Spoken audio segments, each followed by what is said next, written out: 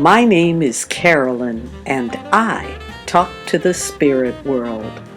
Travel with me to a dimension filled with love, light, and joyful surprises. Welcome to Carolyn's Psychic Playroom.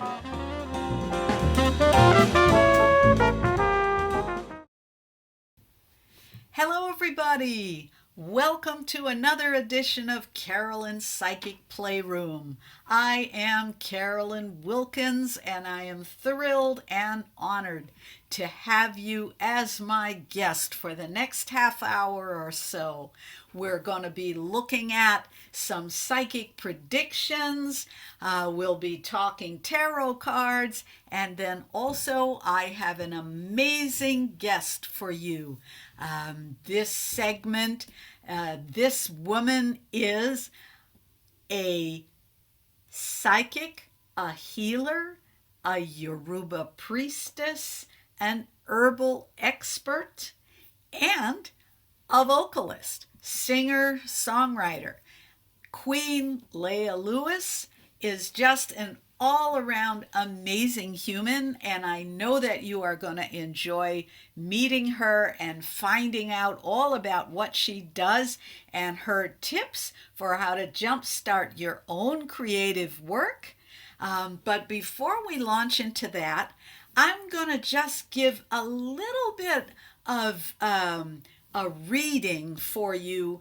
We're in the first month of 2021. We're almost done with the month, and I thought it would be fun to just take a look at what the cards say in terms of what might be ahead of us. What are some qualities, characteristics, attitudes, things that we may need to develop in order to not only survive but thrive in 2021. I'm shuffling as I'm talking. I'm shuffling my Akashic Records Tarot deck, which is a beautiful deck that I have used on the program for many years. It yields gorgeous pictures which really provoke the subconscious and allow you to really tap into the psychic faculty and get some idea of things going on and sort of tap into some higher communication. So I'm asking my deck right now, what do we need to know in terms of qualities to develop in 2021, particularly near the end of January, moving into early February? What are some useful qualities or aspects? What do we need to know to help us move forward? So I'm shuffling the deck, and now I'm spreading it out, and I'm going to choose one card. And this card is the Ark of the Covenant. Can you see that? This harks back to biblical times, right? You have people sitting in a tent, in front of a tent in the desert, kind of biblical people, and in the tent is the Ark of the Covenant. And the covenant, of course, is a contract, an agreement, and it can be the agreement between God and human beings, if you wish to look at it that way, or in a broader way, just to look at it in the sense of contracts and agreements in general. So what I'm taking from this as we're moving to the end of January and into early February is that we need to be aware of the commitments and contracts that we make at this time.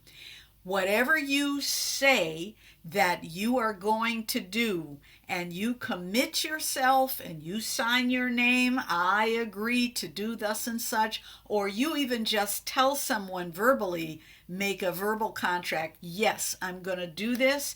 You need to make sure that you hold to your word. This is about your word is your bond. This is a time when we all will need to walk in integrity. Whatever contracts or agreements we make, we want to keep them. And likewise, people who make agreements with you, you want to hold them also to that highest standard. Anybody that feels a little sketchy to you, any situation, if you're buying something and something in your gut doesn't feel right, doesn't feel that this person is really telling the truth, be sure to check them on that. Check the fine print. Check to make sure that the contract is on the up and up. Make sure your behavior is on the up and up, and hold all those with whom you have agreements for the next few weeks, end of January into the beginning of February. Make sure that you also hold them to that standard. So that is a little message from my Akashic Records Tarot. I'll be really curious to hear how this plays out for you in the coming months. Please write me at psychicplayroom.com. Let me know how this comes for you. And if you would like a reading on the show, I'm happy to read people on the show. I do it anonymously. I don't put your name out there. I use initials. But if you would like a reading on the show, please write me at psychicplayroom.com and write your question to psychicplayroom.com. And I will put you on the next program and do a little card reading for you. All right, so I hope that that was helpful. We have our direction, we have our commitment, and now on to my interview.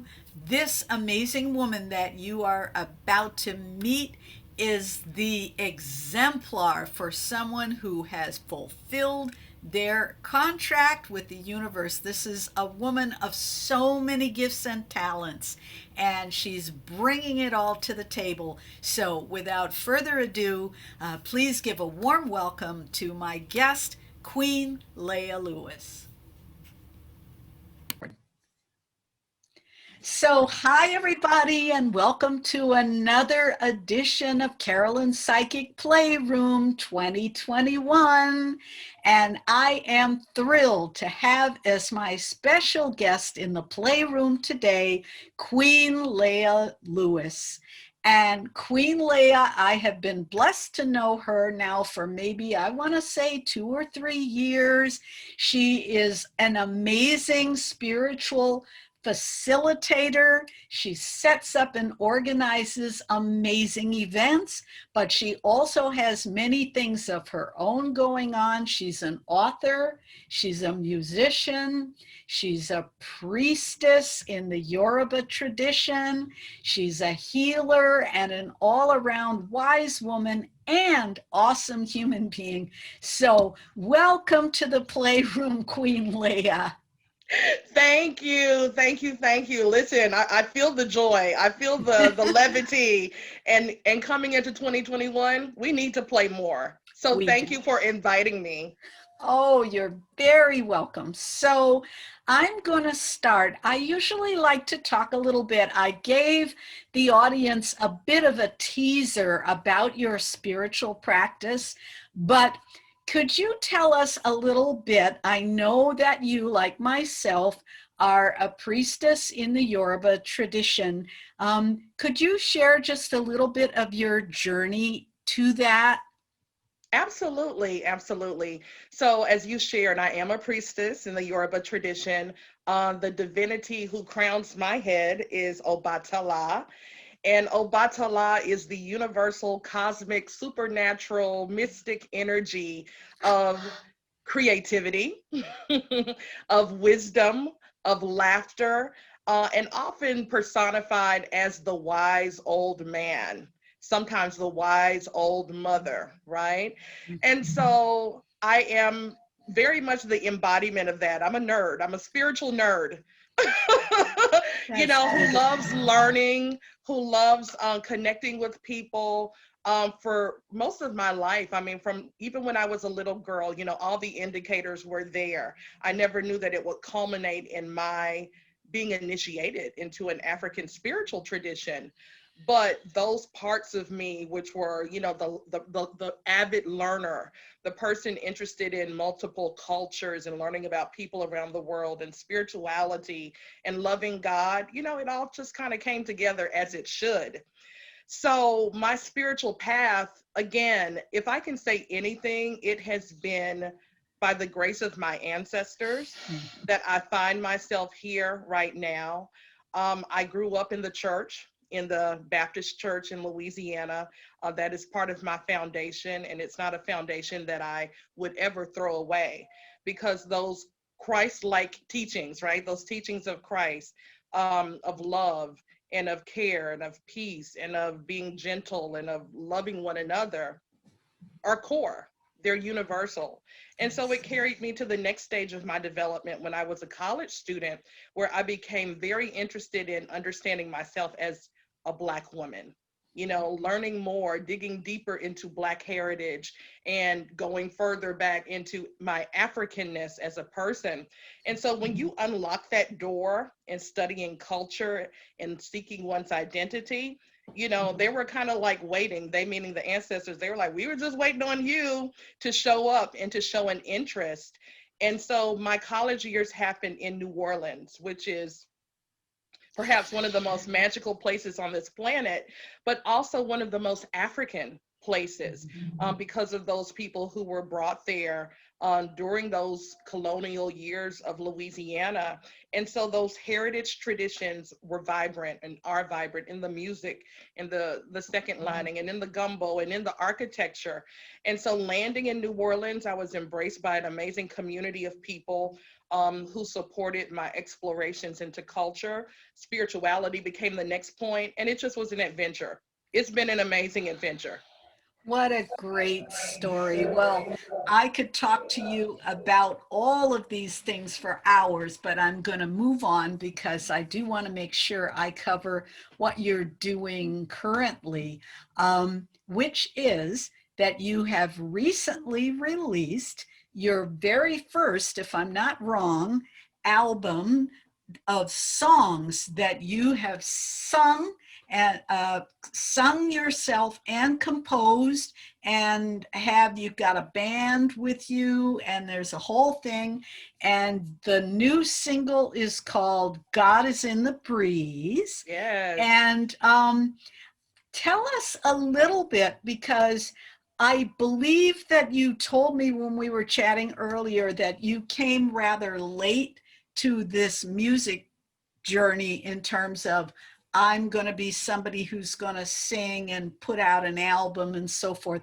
So, what was it that kind of sparked you to say, now's the time? Wow. I turned 49 in December.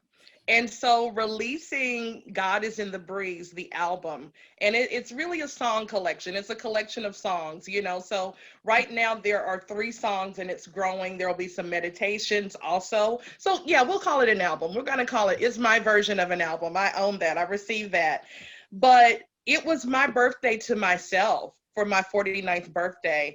This is a dream that I have been incubating for more than a decade, of sharing these songs with the world. And the beautiful thing about the music on this album is these are divine downloads. These are songs that I heard in my dreams. These are songs or, little riffs or melodies that came through in a meditation, or just, puttering around my house and doing some gardening, and I'd hear a little something. I'm like, oh, that's nice. I really didn't sit down to compose these songs so much as they are gifts from spirit that I've received. And I've always wanted to be a singer, being that church girl who played the musician. I was a choir musician. I was playing the piano and organ, but don't ask me to lead a song. I was so intimidated by that, right? And this opportunity to share the music has been years of growth, years of healing, years of letting go of insecurities, years of letting go of self judgment, years of letting Mhm. go of I'm not good enough to say, you know what? This music needs to live in the world, and here I am.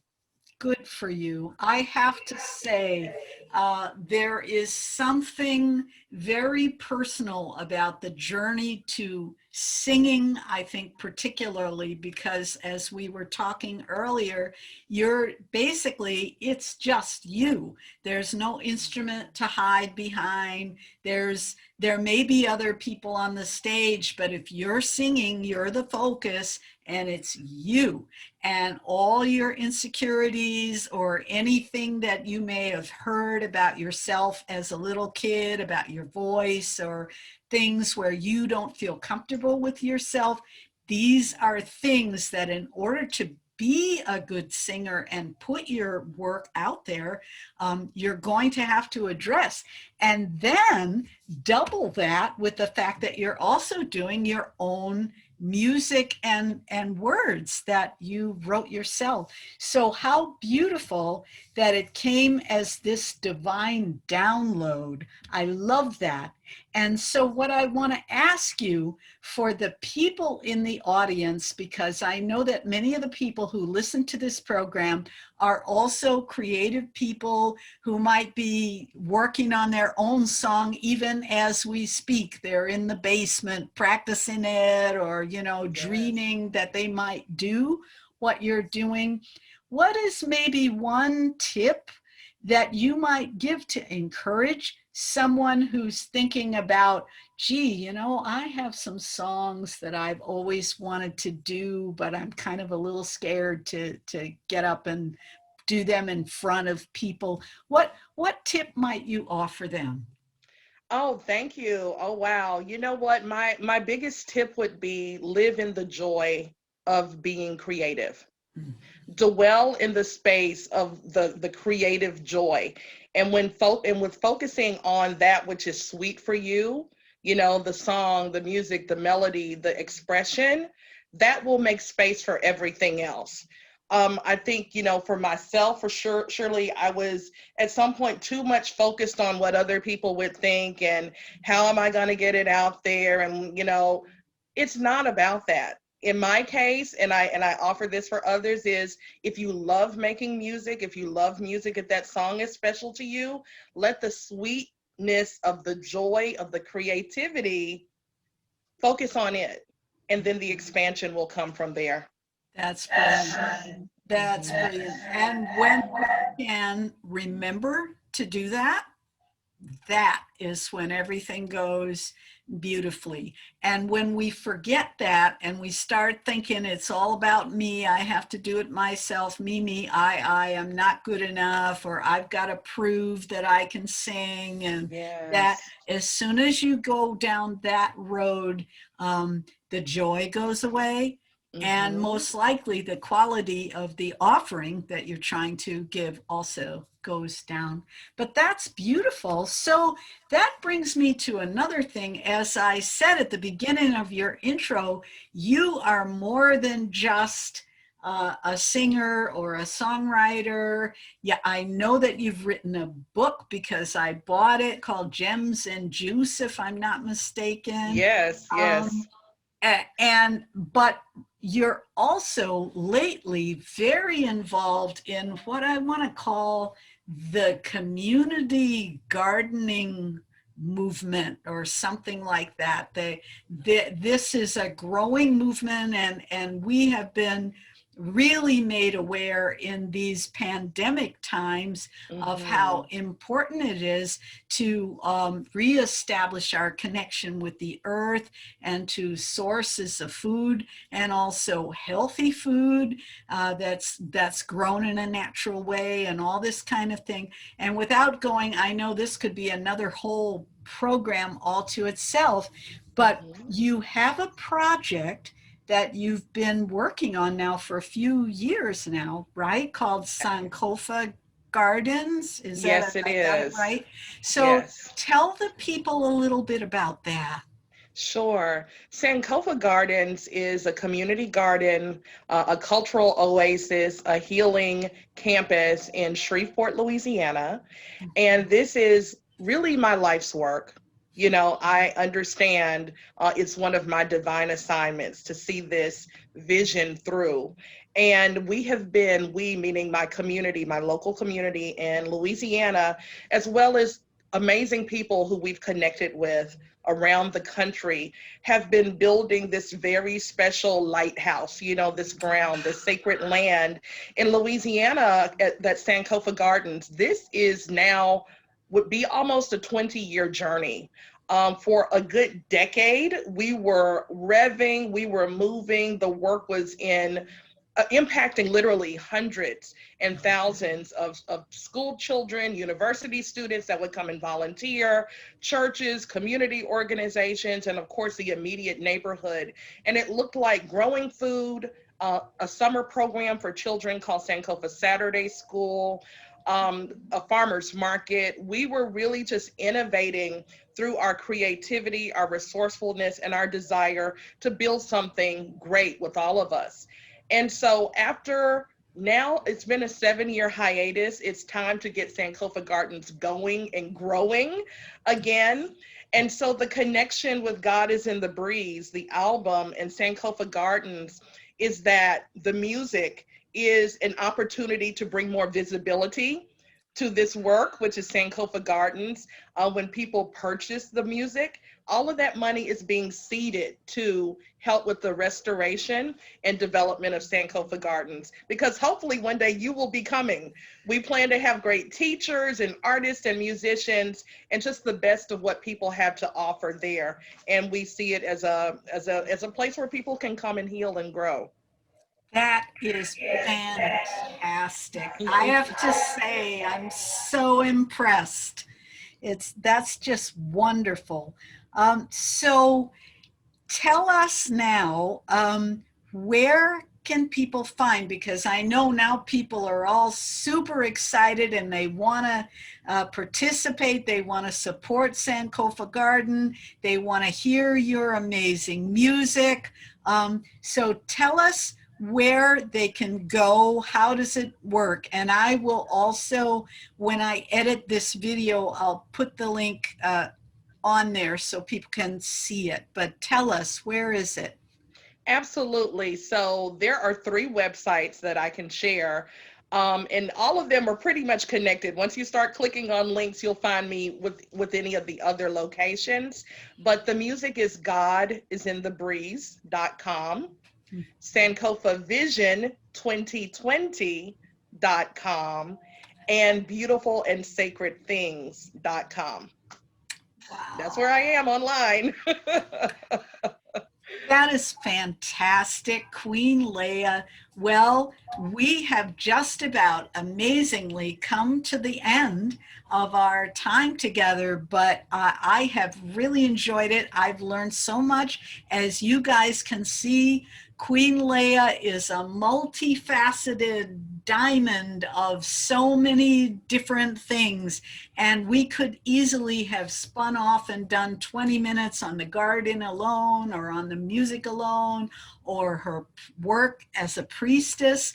But what I love is, and we haven't even touched on the book you wrote, but what I love is that all of these things are all in a harmony. They're all working together. And to me, they are all part of the work of the priestess, which is to serve the community using the different gifts that we have been given. And so you are someone who is sharing all of your gifts, your gift of healing, your gift of knowledge about gardening and all that, and of course your musical gifts.